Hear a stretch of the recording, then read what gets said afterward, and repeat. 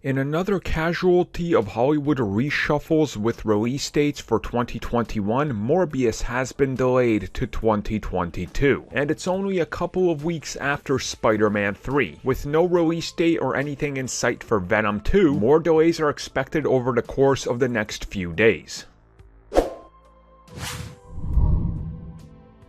So it was only a couple of days ago that Sony officially announced, look guys, we're going to October 8th, that's it, this is where we're moving, this is our new date, we're concrete set on this one. And then last night they announced, okay guys, we're moving to January of 2022, moving the film back 4 weeks after Spider-Man 3. Now most people are already saying we're getting ready for the inevitable announcement of the rest of the slate that Sony has being delayed, because they delayed Ghostbusters again, they delayed multiple other films again, and are planning different styles and strategies of releases for some of them. Morbius, along with Spider-Man and Venom, is expected to be delayed any day now. Because, let's just be real, let's look at it this way. If they're not willing to put Morbius out there, there's no way they're putting out anything else out there this year. And it's one of these things where Sony, if you look at the last round of delays and the round of delays before that, they staggered everything out throughout 1 week. Which is, honestly, I don't know why that's their way. Like, why didn't they announce Ghostbusters and everything moving a couple days ago when we got the announcement of Morbius? And again, Venom is in an interesting position where we see Venom, we know it's supposed to come out in a couple of months from now, we know it's not going to. So why did they delay that already? I mean, it's an interesting strategy on their end to just constantly be in the news for the negative.